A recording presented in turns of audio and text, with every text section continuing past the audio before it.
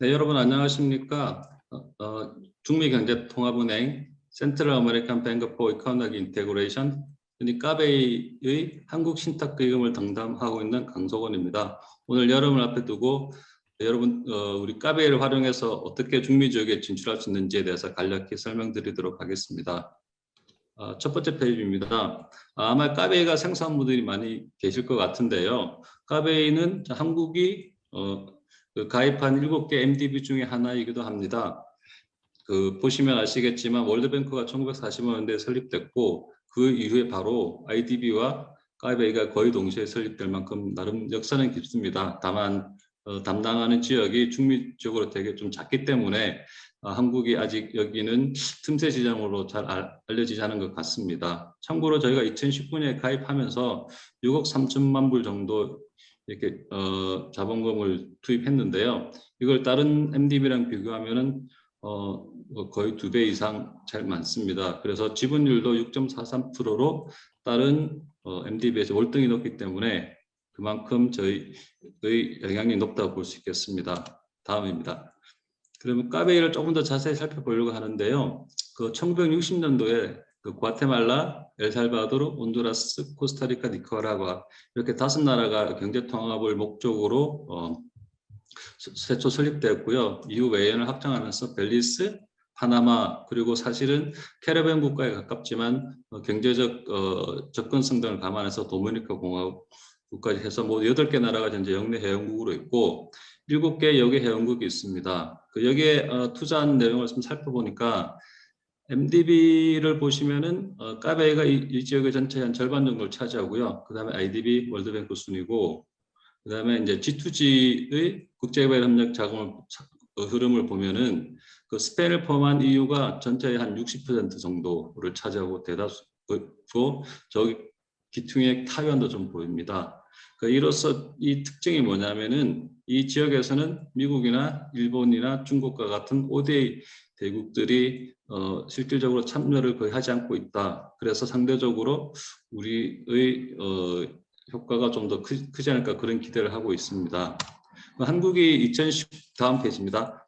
한국이 2019년도에 가입을 했는데요. 이 가입을 하면서 효과가 사실은 한국이 6억 3천만 불 정도의 자본금을 늘렸다는 것 외에도 신용등급을 2단계 가량 높였다는 데 더 큰 효과가 있을 것 같습니다. 까베이가 2020년도에 5년간의 이제 중장기 계획을 발표했는데 여기 재정 전략을 보면은 5년간 약 570억 불 정도의 자금을 국제 이제 금융시장에서 조달할 계획을 갖고 있습니다. 통상 신용등급 1등급 향상이 한 35pp 정도라고 보면 되니까 2등급이면 거의 0.7% 가까운 그런 이제 이자율 저감 효과가 있을 것 같습니다.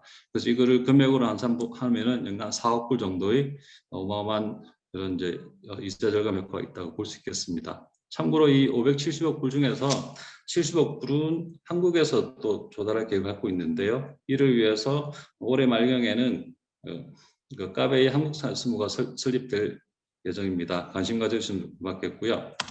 한국의 지원은 이런 자본 외에도 한국 신탁기금을 5년, 작년부터 해서 5년간 5천만 불 정도 규모로 만든 게 있습니다.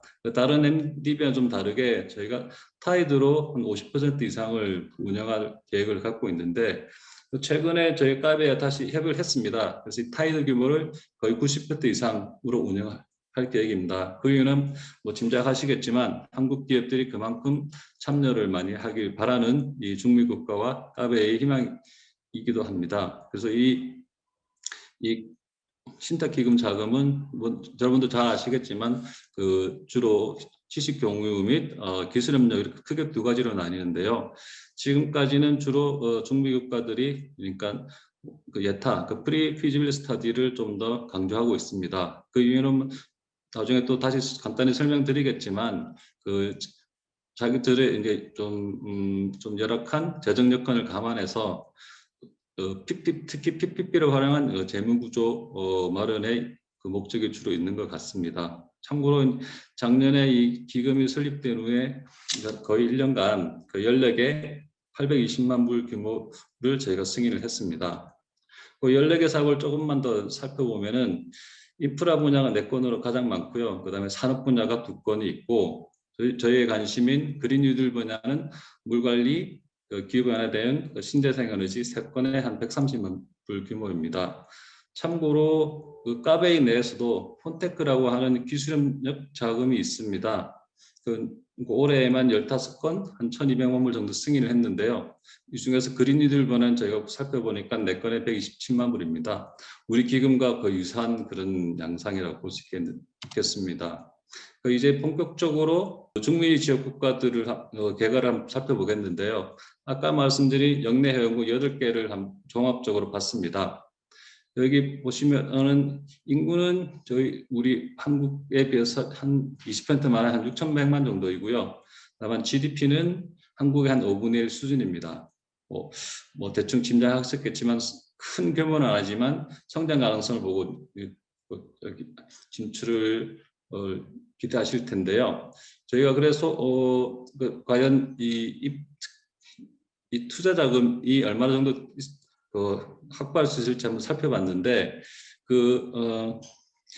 전체 저축 금액을 저희가 한번 살펴보니까 약 한 100억 불, 약간 연간 한 110조 원 정도 되는 걸로 이제 파악을 했습니다. 그런데 사실 여기서 보시면 알겠지만 이 중에 30% 이상이 해외 송금입니다. 그래서 투자 자금이라기보다는 소비를 위한 자금이기 때문에 실제 사용할 수 있는 자금은 한 70조 원 정도에 불과하고요. 이걸 8개나 나누면 사실 각 나라별로 10조 원 정도로 매우 크지 않습니다. 그리고 신용 등급도 살펴보면은 파나마만 겨우 투자 적격이고 그 외 나머지 7개들은 다 투자 부적격이어서 해외 자본 유치도 그렇게 녹록치 않은 편이고요. 재정 지출도 저희가 한번 찾아보니까 8개 나라 모두 합쳐도 약 한국 돈으로 약 한 60조 원, 우리나라가 2019년도에 한 420조 원 정도 된 걸로 파악했는데, 참고로 우리나라 그 인프라 분야 예산이 전체 정부 예산의 5% 정도이더라고요. 이거를 추론하면은 한 60조 원에 5% 하면 30조 원. 그러니까 8개국 합쳐서 한 연간 30조 원 정도 인프라 자금이 있기 때문에 30조 원에 3조 원 정도 인프라 자금이 있기 때문에 이렇게 재정 사업으로 추진하는 것은 그렇게 쉽지 않을 것 같습니다. 여기에 더해서 국가 부채 규모가 GDP 대비 60%를 훨씬 넘기 때문에 EDCF와 같은 서포트 론이더라도 국회의 승인을 거쳐야 되는 그런 국가들이 꽤 많습니다. 이 점을 좀 많이 감안하셔야 될 것 같은데요. 그리고 이 팬데믹 상황도 검토하지 않을 수가 없는데 2020년과 2021년 상황을 보면은 평균 나름 양호한 편입니다. 2020년 경우에도 전 세계 평균의 육박한 마이너스 4.5%이고요. 그다음에 올해 예상 평균 성장률은 거의 7% 가까이 됩니다. 전 세계 평균보다 높은 편이고 특히 다른 라틴 아메리카 지역 국가에 비해서는 월등히 높은 편입니다. 다만 이러한 추세를 유지하기 위해서는 그 자체 보고서에 나와 있던데, 그러니까 그 영내 통합이라든지 이 무역을 좀 더 활성화하고 그다음에 아까 말씀드린 재정 구조를 좀 더 건전화하는 그런 숙제가 있는 것 같습니다. 그리고 오늘의 주제에 맞는 그 그린 서스테이너빌리티 또는 그린 뉴딜 분야에 대해서 카베이 내 전문가라든지 각 지역별 사무소 담당자들과 제가 협의를 해봤는데요. 크게 이 신재생에너지, 그다음에 생물 다양성, 그리고 기후변화 대응, 이렇게 3가지 키워드들이 있습니다. 먼저 신재생에너지를 살펴보면은 그 섬나라인 도미니카 공화국을 제외하고는 거의 신재생에너지 활용률이 60% 이상을 유지하고 있습니다. 그만큼 신재생에 대해서는 나름 강점이 있는 국가들인데, 다만 이 신재생에너지 비율이 높다고 해도 진짜 필요로 하는 에너지량을 충분히 커버하지 못하는 것 같습니다. 제가 지금 온두라스에 있는데 온두라스도 가끔가다 정전이 일어난 정도이기 때문에 아직 신재생에너지 분야는 좀 더 개발 가능성이 높다고 보입니다.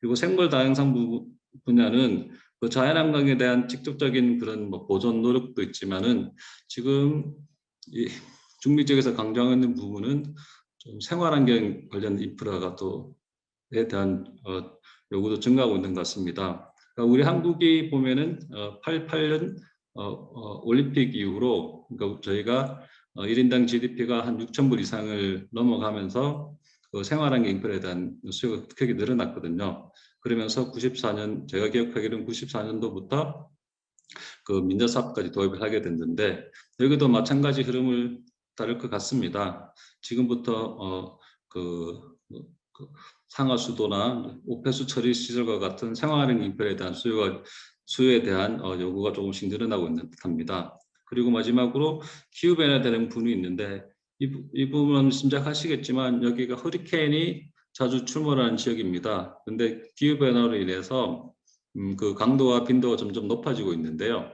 그러다 보니까 이 허리케인에 대비하기 위해서 특히 뭐 예를 들자면은 항만 분야를 좀 현대화해서 그러니까 강성을 높인다든지 그리고 전 지역에 대한 그 해당 지역에 대한 그 드레이너지를 좀 더 강화해서 좀 더 이 홍수 범람이 일어난 비율을 좀 줄인다 하는 그런 노력을 좀 많이 하고 있습니다. 그래서 이거를 간단히 약으로 썼는데 그러니까 모더나이제이션 앤 드레이너지 그리고 또 하나 중요한 부분은 이 허리케인이 직접 닥쳤을 때 이 주민들을 이주시키고 그리고 그 주민들을 또 새로운 거주지를 제공하는 그 소셜 하우징에 대한 수요가 늘어나고 있고요. 그다음에 아까 말씀드린 생활환경 인프라, 그러니까 삶의 질 개선을 위해서 워터 앤 세니테이션, 퍼블릭 에듀케이션, 리뉴얼 에너지, 그리고 그린 트랜스포테이션에 이 분들과의 대화할 때 주요 키워드들입니다. 그러면 이러한 사업들을 어떻게 진행할 수 있을까에 대해서 말씀드리려고 하는데 아까 말씀드린 대로 중미 지역 국가들은 주로 특정 사업에 대한 프리피지빌리티 스터디, 그러니까 예타를 주로 많이 희망하고 있습니다. 한국은 잘 아시겠지만 K대 산하의 피맥 그리고 공공투자관리센터가 이 타당성 조사를 전체를 검토를 하고 있습니다. 그렇지만 이 중미 지역 국가들은 그런 전문 기관들이 없기 때문에 각 해당 기관들이 뭐 특정한 사업을 추진하고자 하면은 이 사업이 예를 들어서 BC가 크건 작건 상관없이 가급적인 하려는 경향이 있습니다. 그렇지만은 아까 말씀드린 대로 재정이 그렇게 좋지가 않기 때문에 가급적이면 또 PPP로 추진하려는 그런 경향이고요. 그리고 이 예타를 위한 그 자금으로 저희가 사용할 수 있는 자금이 우리 쿠라트스 펀드 외에도 카베 내에 아까 말씀드린 폰테크라는 기술협력 자금이 있고요. 그 외에 최근에 그 소셜 스포츠 파운데이션, 이 친구들 말로는 푼다시온 데 아포요 소셜이라고 그래요. 파스라고 그럽니다. 이 조직을 하나 만들면서 ESG 분야를 주로 담당하게 하고 있습니다. 여기에 최고 책임자가 한국분이 이번에 되셨습니다. 그래서 지금 당장은 아니지만 앞으로 3, 4년 후면은 이 파스 자금도 충분히 활용할 수 있을 거라 봅니다. 그리고 한국 내 자금으로는 우리 쿠레트러스 펀드 외에도 뭐 잘 아시지만 KSP라든지 코이카와 같은 5대 자금이 있고요.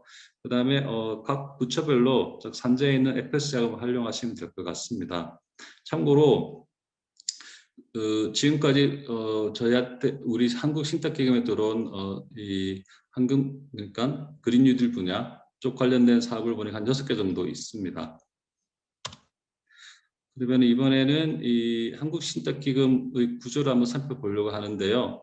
다른 MDB와는 절차는 거의 마찬가지입니다. 사업을 발굴하고 이제 기획재정을 제안하는 1단계부터 그다음 기획재정부가 승인하는 2단계, 그다음 이 승인 절차를 거쳐서 다시 카베이가 실시하는 프로큐어먼트, 그리고 이게 끝나면은 마지막 실행 단계가 있는데요.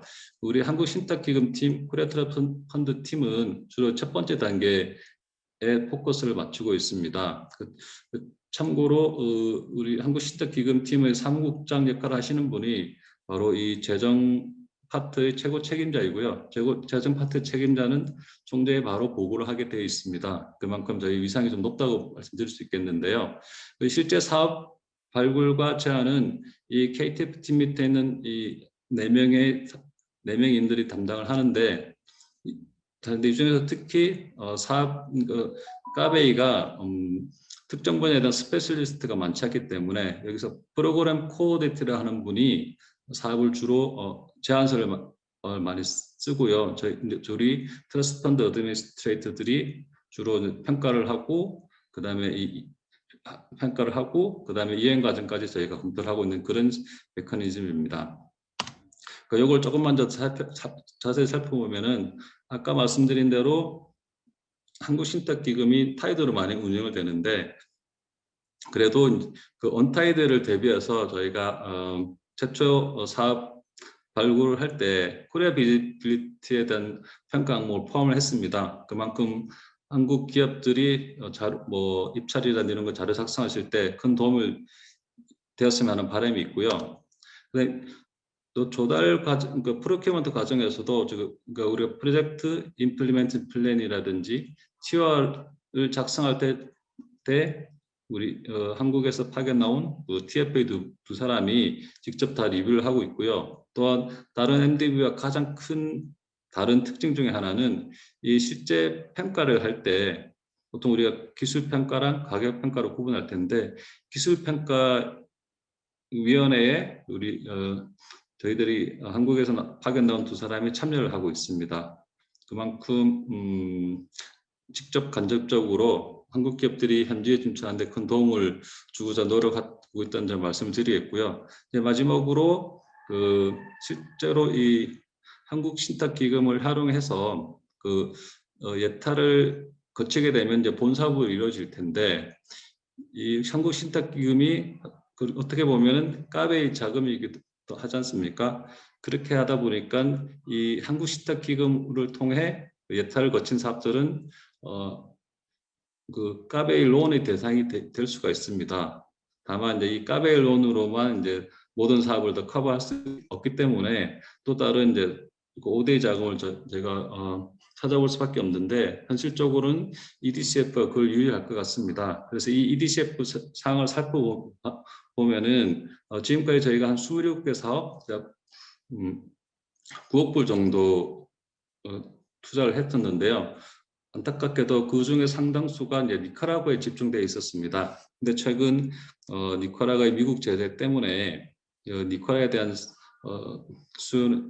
사업 수요는 이제 갑자기 확 줄어들게 됐고요. 그럼 실질적으로 EDC표가 지원 방안을 보시면은 과테말라, 온두라스, 엘살바도르, 그리고 여기에 나와 있지 아직 투자한 EDC표 지원된 적은 없지만 도미니카 공화국, 이렇게 4개 정도가 주요 타겟이 될 것 같습니다.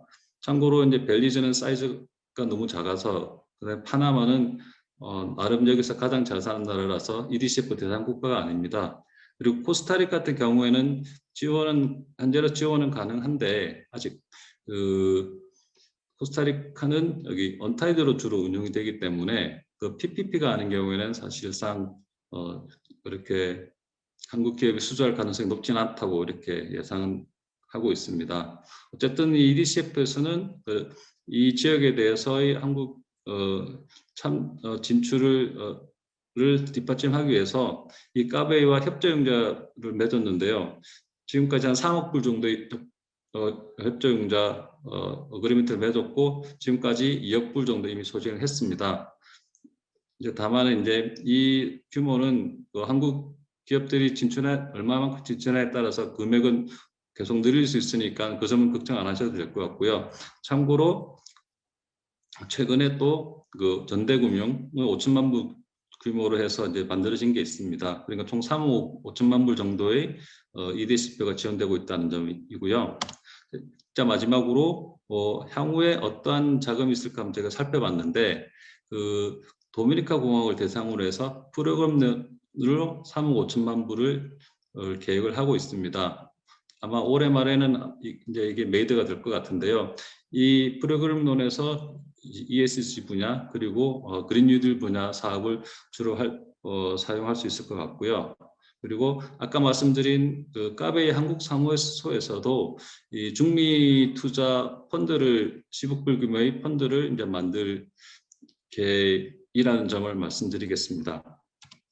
네, 이상으로 모든 발표를 마칠 테고요. 뭐 짧은 시간에 뭐 두섭씨 말을 하는 바람에 좀 헷갈릴 수도 있다는 생각이 듭니다. 그래서 앞으로 여기 중미 지역에 진출하거나 한국 티저 기금에 대해서 궁금한 점이 있으시면은 언제든지 저한테 연락을 주시면은 저희 성실히 답변 드리도록 하겠습니다. 오드렛에서 여러분들 뵙기를 희망합니다. 감사합니다. 하지 않을까 하는 굉장히 큰 기대를 하고 있습니다. 그리고 이승호 그 연구위원께서 하시는 거는 중미 4개국 같은 경우에는 사실은 저희가 저게 큰 관심을 가지지 않으면은 그 접근하기가 쉽지는 않은 건데 마침 제 까베이 덕분에 굉장히 아마 저기 관심도 있고 특히 이제 저희 같은 경우는 ODA를 굉장히 적극적으로 활용하고 있는 국가 중에 하나고요. 그래서 이승호 연구위원께서 지금 제시하는 것도 저는 굉장히 의미가 있다고 봐요. 내용도 제가 검토해 보니까 상당히 신선한 것도 많이 있고 그리고 권소연 선임 연구원께서 하시는 거는 요거는 약간 좀 폭이 좀 더 넓은데요. 그러니까 특히 이제 생물 다양성 체제하고 그린 뉴딜을 맞추는 건데 보면은 카베이 중에서 특히 그 코스타리카하고 과테말라 이 두 국가의 경우에는 보통 이제 국제 기구에서 분리해 놓는 유전자원 그 다양성 부국이거든요. 그래서 특히 이제 뭐 아시겠지만은 코스타리카 같은 경우는 전 국토의 아마 한 20%인가 25%를 아예 그냥 손을 못 대게 대못을 박아 놓은 나라라 해가지고 아마 이 관련해서는 저희가 한번 리마인드하고 실제적으로 이거를 어떤 식으로 협력 방안을 추진할 것이냐라는 것을 이 의제를 던져 놓으니까 굉장히 내용 자체가 신선하면서 정책적이고 또 연구도 해야 되는 굉장히 다양합니다. 자, 그래서 시간 많이 끌지 못하니까 첫째 이승호 연구위원님께서 한번 발표해 주시기 바랍니다. 시간은 아마 소진할 수 있을 때까지 소진하셔도 상관없을 것 같습니다. 자, 출발하도록 하겠습니다. 예, 혹시 화면을 공유했는데 보이십니까? 잘? 예, 잘 보입니다. 예. 네, 그럼 저 시작하도록 하겠습니다. 저는 대외경제정치연구원의 이승호라고 합니다. 지금 제가 속해 있는 그 연구원에서 진행하고 있는 과제들 중에 하나가 그래도 오늘 포럼이랑 나름대로 밀접한 연관이 있는 것 같아서 간단히 이제 소개를 드리려고 발표를 하게 됐습니다. 발표의 제목은 중미 4개국의 기후변화 적응 주요 과제와 그린 ODA를 통한 협력 방안이고요. 여기서 말씀드리는 그 중미 4개국은 엘살바도르, 이제 과테말라, 온두라스, 니카라과 이렇게 4개 국가가 되겠습니다.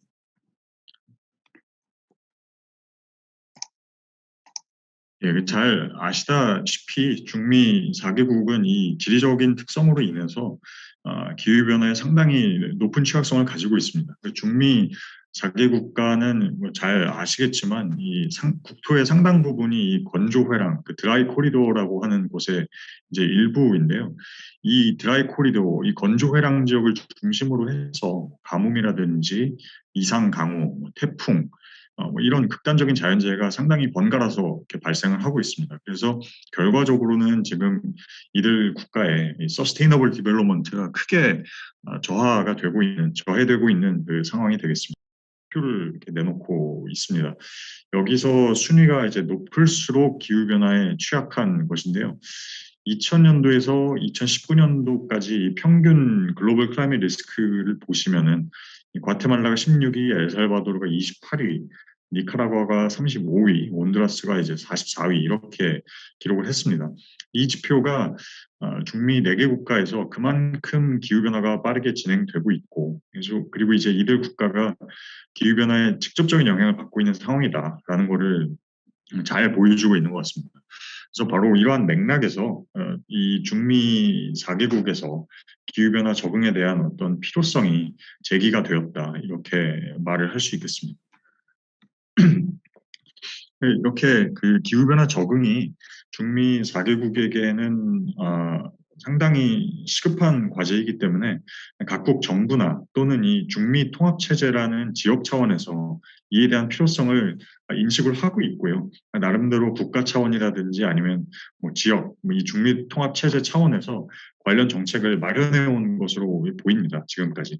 하지만 아까 말씀을 첫 번째 세션에서 하셨듯이 이들 국가는 아무래도 이러한 정책을 이행하기 위한 어떤 인적, 재정적 그런 역량이 부족한 상황이고 사회 경제적인 저해 요인도 상당히 많기 때문에 기후변화 적응에 어려움을 겪고 있는 상황입니다. 게다가 이제 최근에 코로나19가 발생을 하면서 이 기후변화 적응은 더욱더 요원해진 상태이다. 이렇게 말씀드릴 수 있겠고요.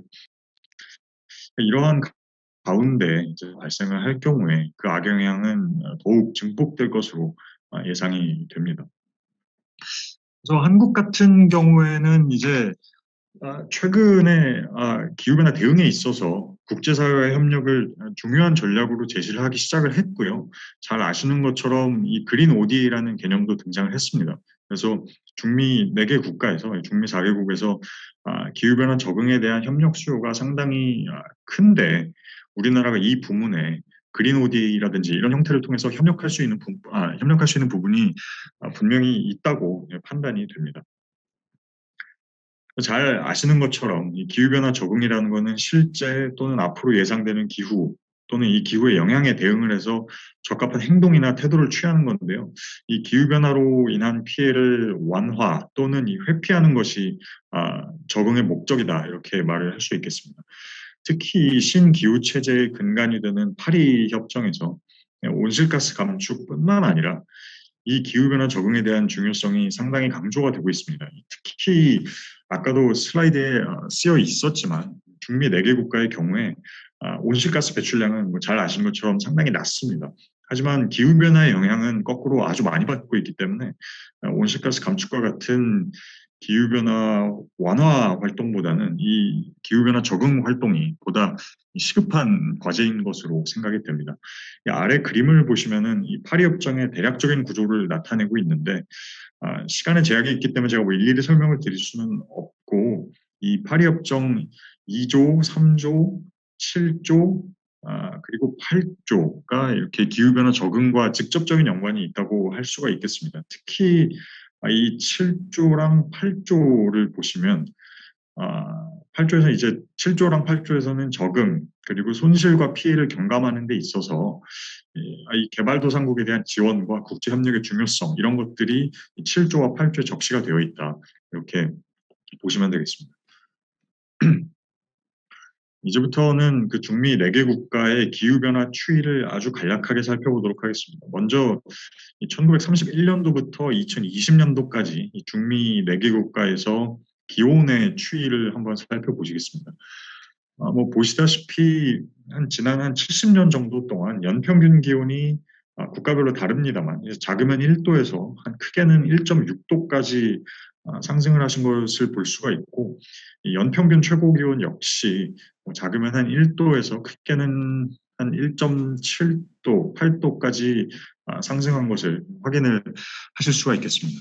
좀 더 자세한 데이터를 봐야 될 것 같습니다. 어쨌든 강수 패턴이 계속 들쭉날쭉해왔다는 점은 여기 있는 그래프들을 통해서 충분히 좀 보여지고 있는 것 같습니다. 아래 보이는 그림은 기후변화가 어떻게 국가, 사회, 경제 전반에 악영향을 초래하는지 아주 간단하게 도식화를 한 것입니다. 기후변화로 인해서 이전 슬라이드에서 보셨듯이 기온이 올라가고 강수 패턴의 변화가 생기게 됩니다. 이로 인해서 이 자연재해가 더욱 빈번하게 발생을 하는데요. 이 빈번한 자연재해는 결과적으로는 인명피해, 재산피해 이런 것들을 초래하고 그다음에 수자원, 농업, 주거, 인프라 이런 등 광범위한 분야에 악영향을 미치는 이런 흐름이다라고 이해를 하시면 될 것 같습니다. 이번 슬라이드에서는 자연재해 유형별 발생 빈도를 좀 살펴보겠습니다.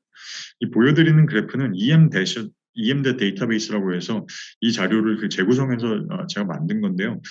왼쪽 그래프를 보시면은 확인하실 수 있듯이 한 1961년에서 90년 사이와 비교했을 때 91년도에서 2020년도 사이에 홍수, 폭풍, 가뭄, 산사태, 이상기온 이렇게 모든 유형의 자연재해의 빈도가 증가를 한 것을 보실 수가 있습니다. 근데 오른쪽 그래프를 보시면은 자연재해 유형별 발생 횟수를 국가별로 살펴봐도 모든 국가에서 모든 유형의 자연재해가 증가를 해 볼 수가 있습니다.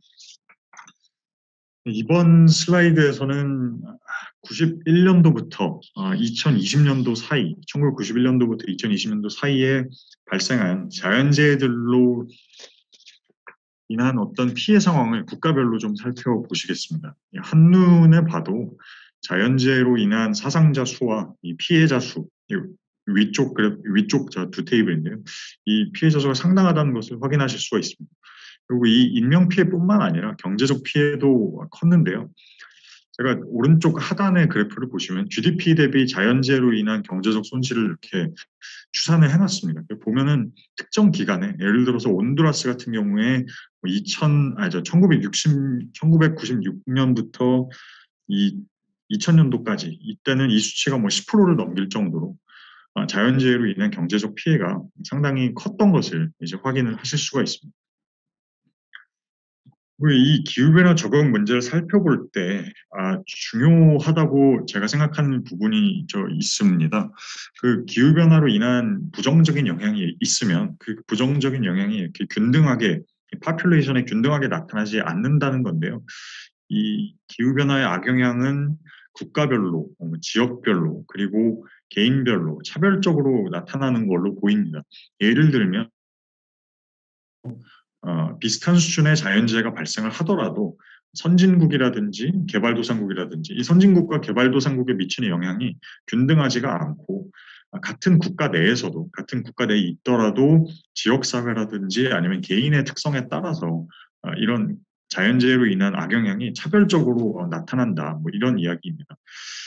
왼쪽 그래프에서 보실 수 있듯이 중미 4개 국가는 중남미 지역에서도 가장 경제 수준이 낮은 국가들이고 이런 낮은 경제 수준 때문에 정부라든지 지역사회라든지 개인의 기후변화 적응 역량이 상당히 제한될 수밖에 없습니다. 또 같은 국가 내에서도 기후변화에 대한 취약성, 노출 정도, 그 다음에 이 adaptation capacity, 이 적응 역량 이런 것들이 개인이 속한 지역사회 등에 따라서 상당히 차별적으로 나타날 것이다. 이렇게 예상이 되는데요.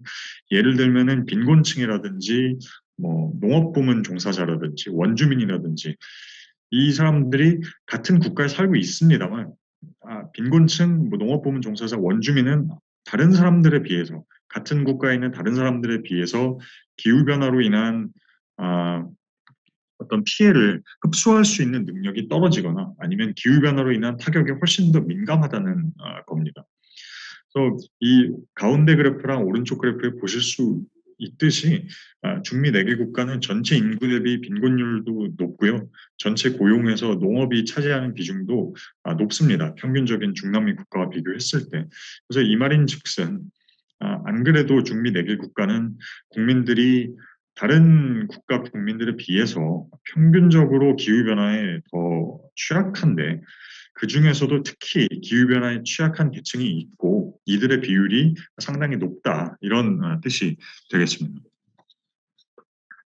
그래서 지금까지는 어떻게 보면은 이 과제를 저희가 시작하게 된 나름의 문제의식에 대해서 설명을 드렸다면은 이번에는 그 중미 4개 국가가 지역 차원에서 기후변화 적응 부문에서 어떻게 대응을 해왔는지 간단히 살펴보시겠습니다. 보시게 되면 중미 국가는 1993년에 처음으로 이 중미 기후변화 협약이라는 것을 만들면서 그 중미 통합체제 차원에서 처음으로 이제 기후변화에 대응을 하기 시작을 했습니다. 이후에 나온 선언문이라든지 여러 전략 문서들이 적응뿐만이 아니라 기후변화 대응이라는 이 전체적인 맥락에서 나온 것들이고요. 특히 2011년에 그 중미 기후변화 전략을 주목을 해볼 만합니다. 이건 제37차 시카 정상회의에서 승인이 된 거고요. 가장 최근에 나온 이 2018년에서 2022년 사이의 이행 계획, 이것이 이제 그 기후변화 대응에서 이 문서를 보시면 이 기후변화 대응에서 국제사회와의 협력을 상당히 강조를 하고 있습니다. 이 지역 차원의 대응 말고도 중미 4개국가 각국이 마련해 놓은 기후변화 적응과 관련된 여러 가지 국가 정책 문서들이 이렇게 존재를 합니다. 그래서 그런 것들을 좀 국가별로 검토를 하는 작업을 저희 연구진이 실시를 하고 있습니다. 그리고 뭐 예를 들면 국가 결정기요, 이 NDC에서 각국이 식별해 놓은 기후변화 적응 우선순위 분야라든지 다른 관련 정책 문서에서 나오는 기후변화 적응 관련된 어떤 사항들이라든지 이런 것들을 저희가 잘 검토를 해서 국가별로 취약한 영역을 좀 식별을 하고, 그다음에 거기서 이제 기후변화 적응 관련 협력에 대한 수요를 좀 도출을 할 수 있을 것 같습니다. 그래서 이와 함께 저희가 하고자 하는 건 이제 또 기후변화 적응을 저해하는 그런 사회경제적인 요인도 함께 좀 파악을 하려고 하고 있습니다. 굳이 따지자면은 이제 여기까지 제가 말씀드린 부분은 기후변화 적응 수요에 대한 영역이라고 할 수 있을 것 같습니다. 각국의 기후변화 추이를 살펴보고 자연재해로 인한 피해 상황을 살펴보고 그다음에 주요 정책과 역량을 분석을 해서 관련 수요를 저희가 도출을 하고자 하는 건데요. 그렇다면 이제 수요 측을 봤으니까 이제는 그 공급 측면을 좀 살펴봐야 됩니다. 그래서 중미 4개 국가는 아까도 말씀드렸듯이 재정적 역량이 절대적으로 부족한 상황이기 때문에 기후변화 적응을 위한 어떤 재원 조성을 위해서는 국제사회의 지원에 크게 의존을 할 수밖에 없는 상황입니다. 그래서 이번에는 그래서 이제 저희가 공급 측면에서 중미 4개 국가에 대한 그 어떤 국제사회 지원 현황이라든지 이런 것들을 좀 살펴보려고 합니다. 이제 그런 다음에는 수요와 공급을 두 쪽 다 봤으니까 이제 다음에는 단순하게 말씀을 드리면 수요는 있는데 공급이 부족한 이른바 이 적응 적자가 발생하는 취약 영역에서 한국이 기여할 수 있는 방안을 찾는 것이 연구의 최종적인 목적이다, 이렇게 말씀을 드릴 수 있겠습니다. 이제 OECD가 제공하는 데이터에서 이 리오 마커라는 것을 활용을 하면은 이 기후변화 완화, 그다음에 적응, 그리고 이 두 가지 요소를 동시에 가지고 있는 프로젝트를 구별을 할 수가 있습니다. 그리고 여기에 투입되는 재원 규모를 수원국과 이 공여 주체별로 분리해서 살펴볼 수가 있는데요. 그래서 이 그래프들은 제가 이 데이터를 재구성해서 OECD 데이터를 재구성해서 정리를 한 것인데요.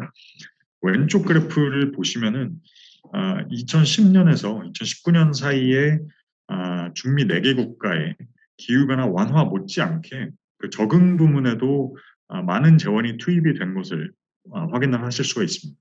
두 번째 그래프를 보시면 OECD 닥 국가들이나 아니면 이 다자은행들이 중미 4개 국가의 기후변화 적응과 관련해서 또 상당한 재원을 투입을 한 것을 확인하실 수 있고요.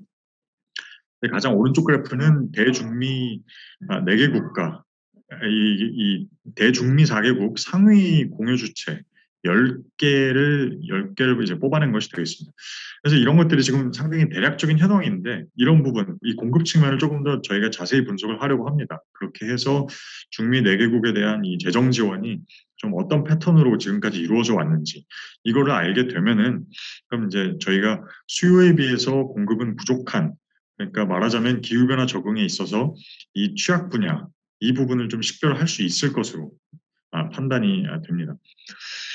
그래서 제가 오늘 소개를 아주 간단하게 드렸습니다만 소개드린 이 과제는 저희 한국이 지금 현재 범정부 차원에서 그린 뉴딜 OD 추진 전략을 마련하고 있지 않습니까? 그러고 있고, 그다음에 이 한국과 중미 간의 협력 여건이 상당히 좋아지고 있습니다. 아까 조희문 교수님께서도 말씀을 하셨습니다만, 그래서 이 협력 여건이 좋아지는 이 와중에 중미 4개 국가가 가장 필요로 하는 부분이 어딜까? 이 기후변화 적응이 그 중에 하나이기 때문에 이 중미 4개 국가가 가장 필요로 하는 부분에서 한국의 협력 방안을 제시한다는 데 있어서 나름대로 저희가 의의가 있다고 판단을 해서 연구를 진행을 하고 있고요. 저 발표는 이제 여기에서 마치도록 하겠습니다. 들어주셔서 감사합니다.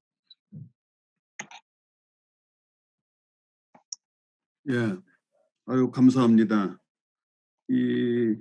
굉장히 또박또박 아주 명확하게 발표를 해주셔가지고 그냥 이 따라가는 사람들이 큰 준비를 안 하더라도 말씀하시는 거하고 내용이 같이 맞아가지고 아주 박자가 잘 맞아 가는 것 같습니다.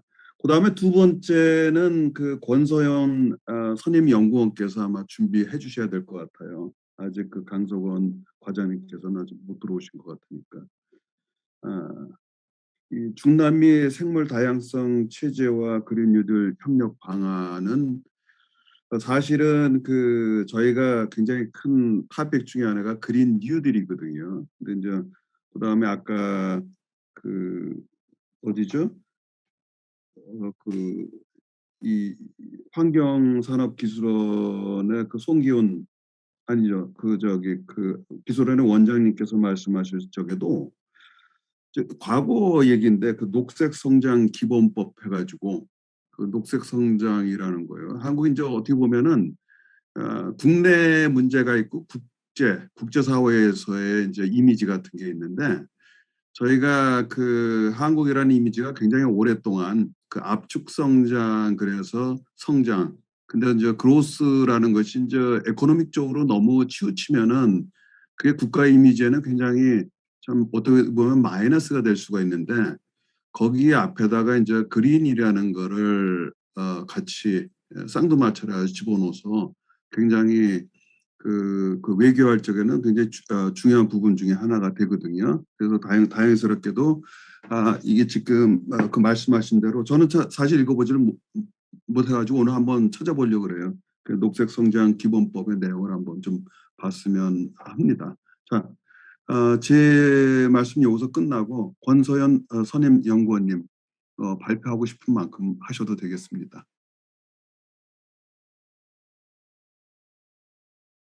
안녕하세요. 저는 과학기술정책연구원의 권소연 선임연구원입니다.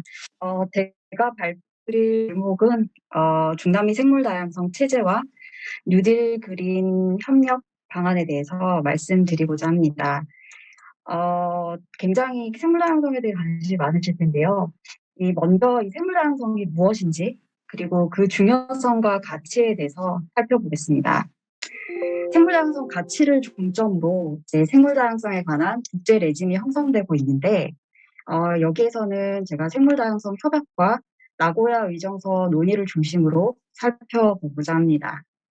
특히 생물 유전 자원에 대한 접근과 이용과 또 그로부터 얻는 이 공유에 대한 논의를 중점적으로 살펴보고자 합니다.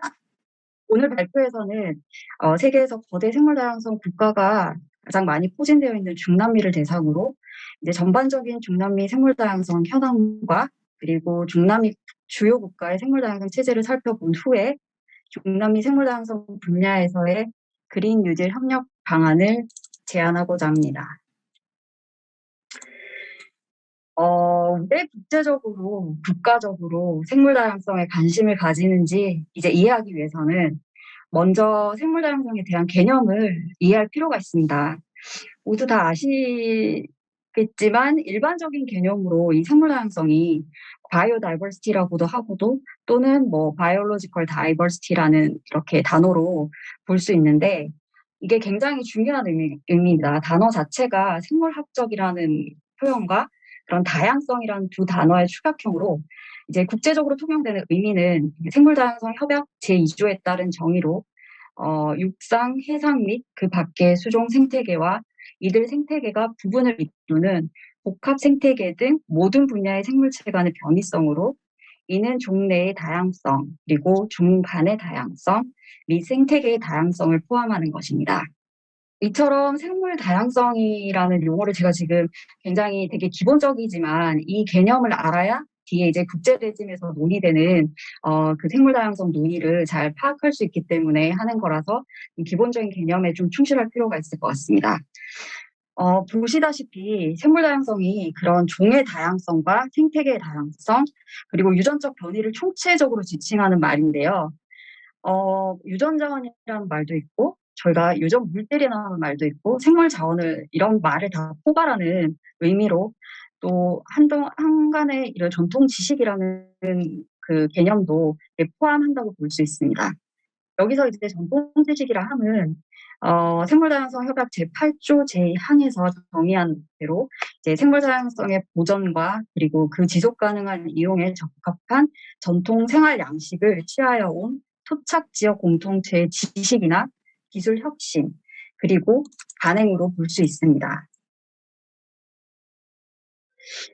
이처럼 생물 다양성의 개념에 비추어 봤을 때 생물 다양성이 이제 인류가 지속적으로 생존, 발전하기 위한 필수 기본 자산으로 생태학적 가치가 있고 윤리학적 가치가 있고 경제학적 가치를 가지고 있기 때문에 이 생물 다양성의 기능과 영향이 굉장히 중요하고 이를 중심으로 이제 국제적으로 논의되고 있는 것입니다.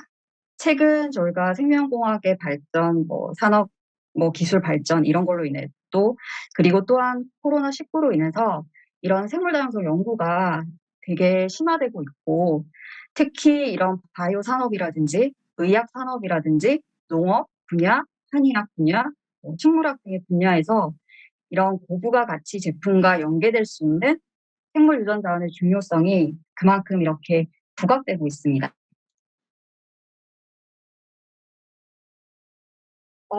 과거에 이 논의가 되게 중요한 이유는 과거의 생물 유전 자원이 이제 인류 공동의 자산으로 인식되어서 어느 국가나 자유로운 접근과 이런 이용이 가능하였습니다. 그런데 이제 생물 유전 자원의 경제적인 아까 상업적 가치가 점점 이제 증대되면서 인류의 공동 자산임에도 불구하고 선진국들이 생물 자원을 이용하여 얻은 이익을 배분하지 않고 독점하고 있다는 이런 개발도상국들의 주장이 이어져서 이제 1992년에 생물 다양성 협약이 마련되었고 1993년에 발효되었습니다. 이런 생물 다양성 협약이 중요한 이유는 이 체결 이후에 세계 각국이 생물 유전 자원에 대한 근본적인 인식을 달리하게 되었습니다. 이전에는 아까 말씀드렸다시피 생물 자원은 누구나 공유할 수 있고 인류 공동의 유산으로만 인식해서 다른 나라의 생물 자원을 무상으로 이용해 왔었는데 이 생물 다양성 협약 체결로 인해서 생물 자원에 대한 국가의 주권적 권리를 인정하게 되었고 또 생물 다양성의 보존과 그 구성 요소의 지속 가능한 이용과 그리고 그 이용으로부터 발생되는 이익 공유를 위한 국제적인 틀을 마련하게 되었습니다. 이처럼 생물 자원에 대한 국가의 주권적 권리 인정이 이제 생물 다양성 협약 채택 시작부터 되게 주된 관점이었고요. 이에 대한 실질적인 논의가 오랫동안 이어져 와서 이제 2010년 제10차 당사국 총회에서 나고야 의정서가 채택되었습니다. 그리고 채택되고 바로 이제 발효가 된 게 아니고 2017년 나고야 의정서 발효됨에 따라서 이제 생물 유전 자원에 대한 접근과 그리고 그 이용으로 발생되는 이익의 공평한 배분에 대한 이행 방안이 마련되었습니다.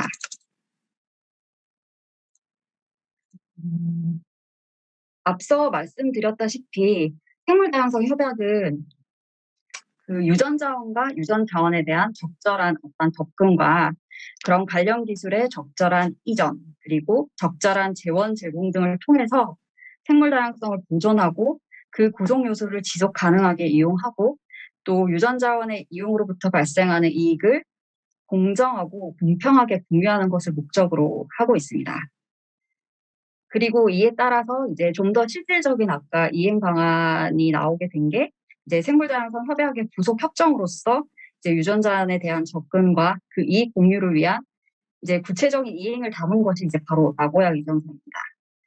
그 생물 다양성 기본 목적은 원래 생물 다양성을 보존하고 그리고 지속 가능하게 이용을 하고 그리고 공정하고 공평한 이익을 공유하는 것이 원래 주 목적입니다.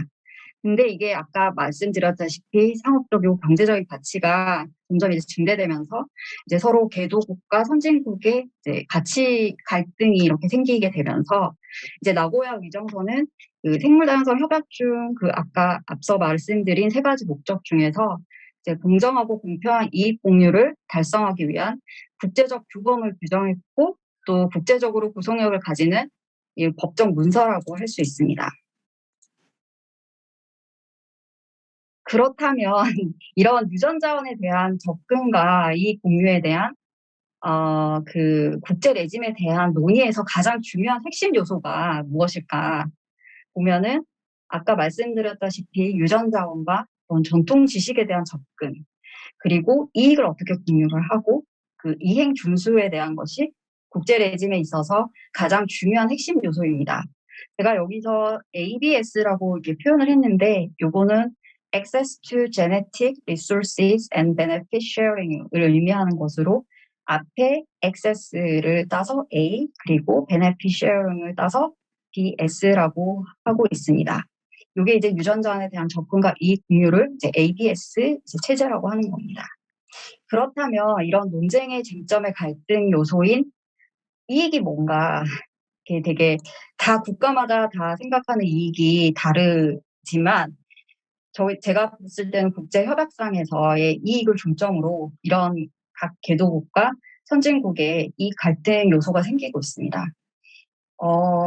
우리가 흔히 말하는 금전적 이익하고 비금전적 이익 등이 이제 포함되어 있는데요. 예, 금전적 이익은 뭐 로열티라든지 뭐 특허료, 그런 연구 지원금 같은 것을 얘기를 하고요. 비금전적인 이익은 저희가 뭐 논문 페이퍼나 뭐 인력 교육이나 기술 훈련 이런 것을 뜻합니다. 나고야 의정서 상에서 이런 더 확대된 의미죠. 더 구체적으로 금전적 이익과 비금전적 이익을 이렇게 분류를 하고 있는데요.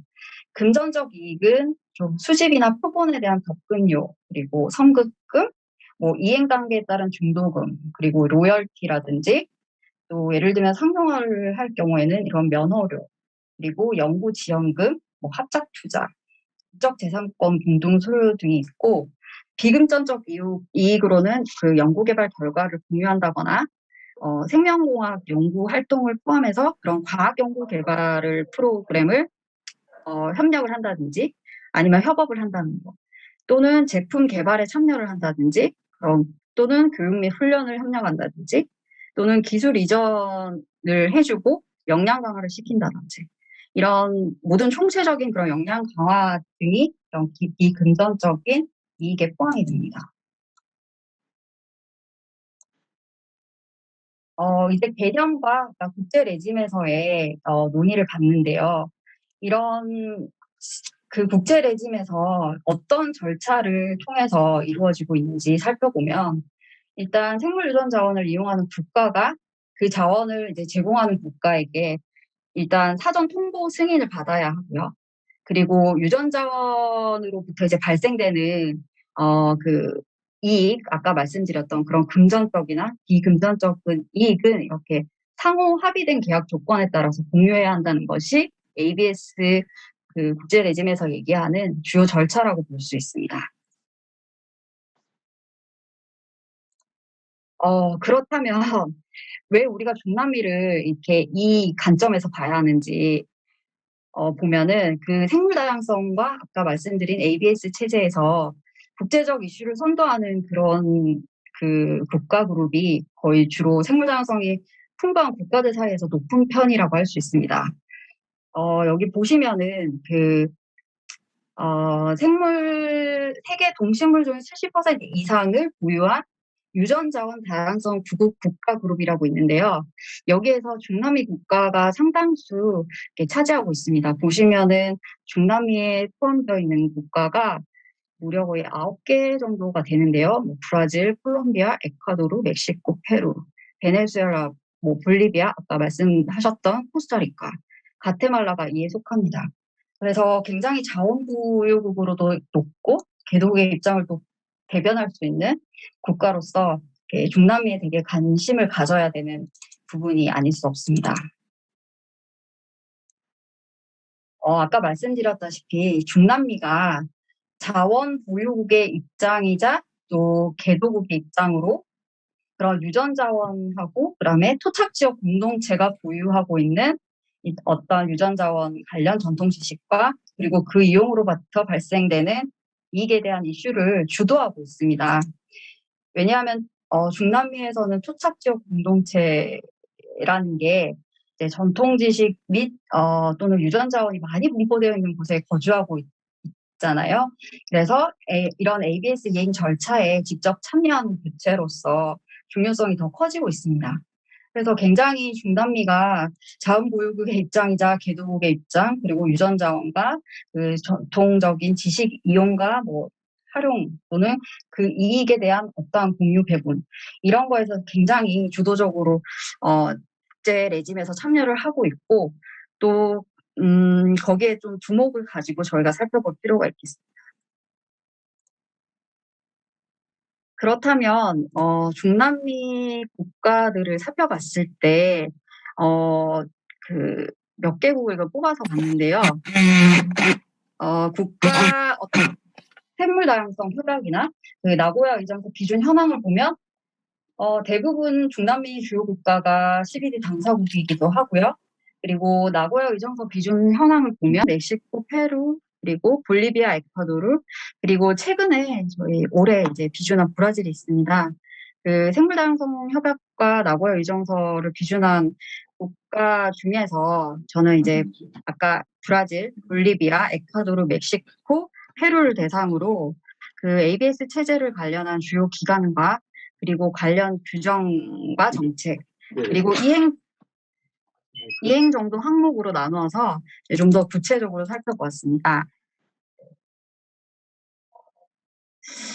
그 브라질에서 이런 ABS 관련 주요 기관으로는 주로 이제 국가 연락기관 외교부가 있고요.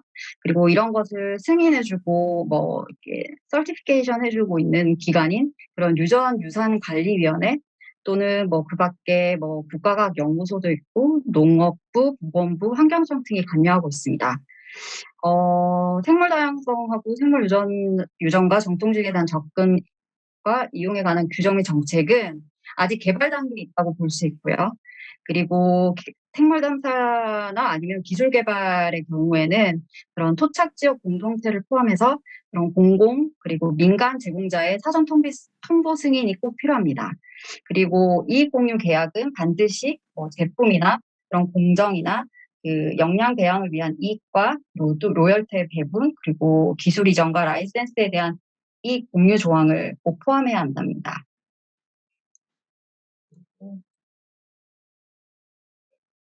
볼리비아는 2010년도에 그 Law of Mother Earth라는 이제 법을 제정을 했는데요.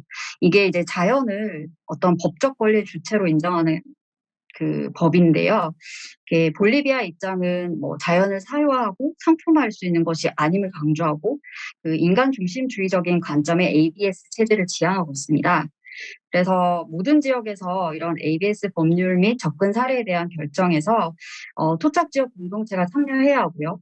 그리고 전통 지식에 대한 공동 지적 재산권 개념에 대해서 작업하고 있습니다. 볼리비아는 안데스 공동체 유전 자원에 대한 결정문 391과 그리고 볼리비아 이행 법령을 중심으로 ABS가 시행되고 있고요. 상업적 목적보다는 비상업적 목적의 계약이 주를 이루고 있습니다.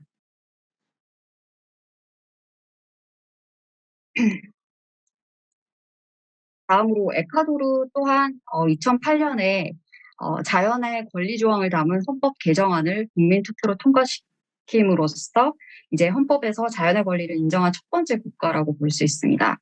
에콰도르 또한 그 안데스 공동체 유전자원에 대한 결정문 391과 에콰도르 이행 법령을 중심으로 ABS가 시행되고 있고 또 국내 ABS 제도화와 그리고 전통 지식 보호 강화에 중점을 두고 그 이행 체제를 실시하고 있습니다.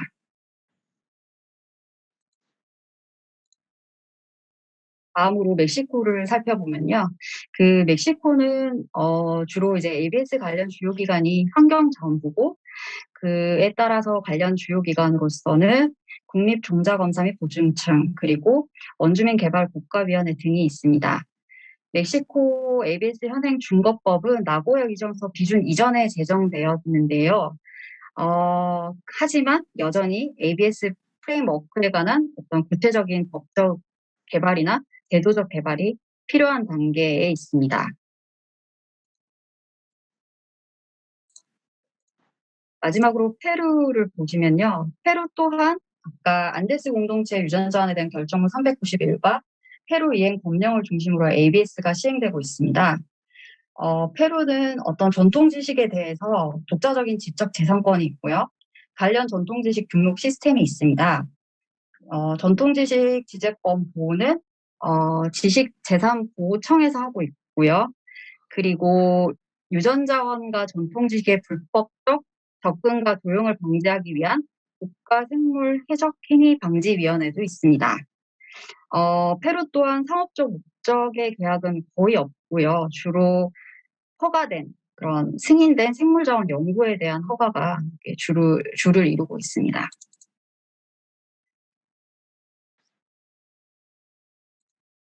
이 모든 국가를 굉장히 짧게 이게 되게 많은 내용을 이 발표 시간에 담기에는 굉장히 부족했습니다. 그냥 전체적인 일반적인 중남미 생물 다양성 개념과 그리고 국제 레짐에서 어떻게 이행이 되고 있고 거기서 가장 그 거대 생물 다양성 국가가 많이 포진되어 있는 중남미 생물 다양성 현황과 어떤 그런 관련 체제를 이렇게 간략히 좀 설명을 드렸는데요.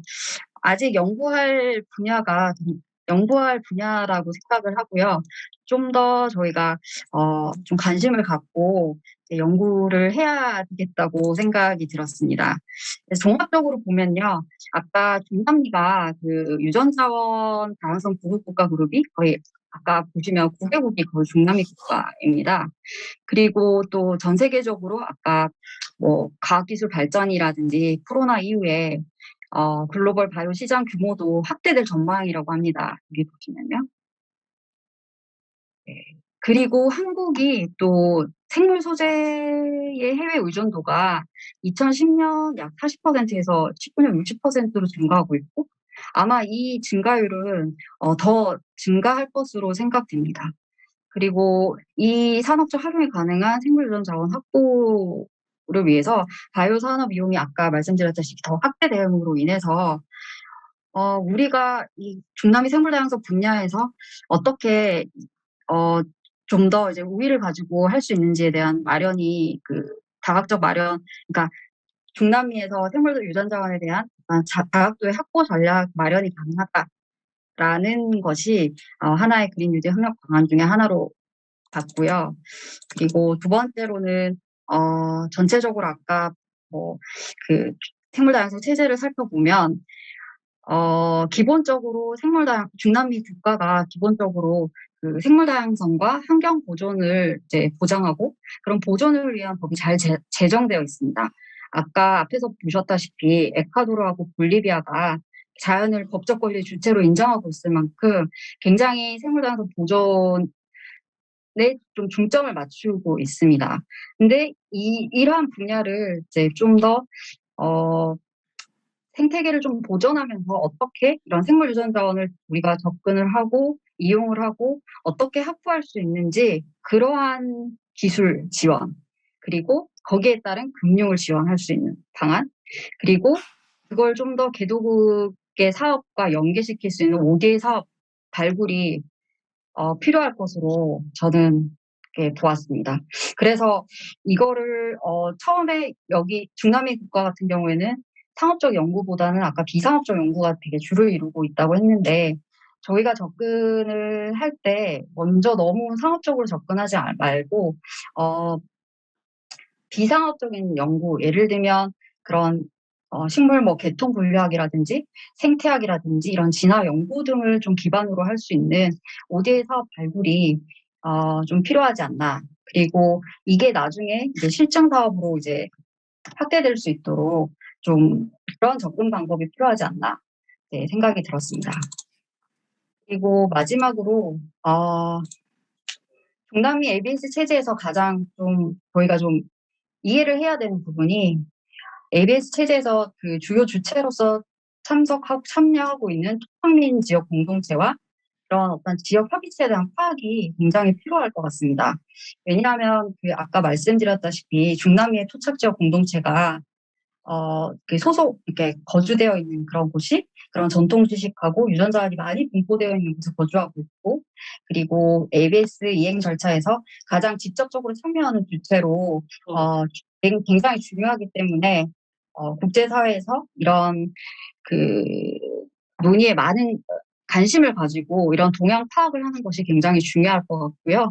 그리고 아까 볼리비아랑 에콰도르나 이런 페루 이런 국가들이 ABS 체제 이행에 있어서 그 안데스 공동체 아까 결정문 391을 그걸 따르고 있기 때문에 이런 지역 협의체로서 ABS 체제를 가지고 있는 경우가 많습니다. 그래서 아까 그 지역 협의체로 이루어져 있기 때문에 지역 접근, 지역 협의체에 대한 파악이 필요하고요. 그래서 전체적으로 봤을 때는 그런 중남미 ABS 체제에서의 그런 토착민 지역 공동체 그리고 지역 협의체에 대한 파악과 동향이 굉장히 필요하다고 생각이 들었습니다. 굉장히 네, 지금까지 저의 발표는 여기서 마치겠고요. 제가 이게 중남미 생물 다양성을 공부를 하면서 저도 이제 공부를 하고 있는 입장인데 굉장히 중요하면서도 아직 중남미 생물 다양성 분야에 대한 연구가 그렇게 많지는 않은 것 같습니다. 이게 뭐 정보 파악도 되게 필요할 것 같고요.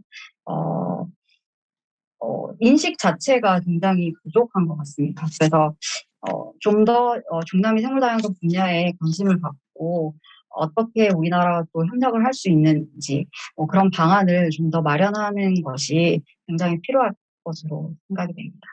네, 감사합니다. 예, 저 수고 많이 하셨습니다. 아마 저기 권소연 선임연구원께서 지금 연구하시는 것이 이승호 연구위원이 지금 그 연구를 진행하면서 어느 정도 나름대로 이렇게 뭐 서로 교환할 만한 그 내용들이 있지 않나 하는 생각을 합니다. 그 사실 처음에 시작할 때 시간 관계상 저 소개까지도 못했었는데 저는 그 의대 법학전문대학원의 교수고 저는 좀 중남미법하고 국제법을 강의를 하고 있어요. 근데 여기서 보면은 요새 오늘 발표하신 것 중에 굉장히 중요한 부분들이 여러 개 있어요.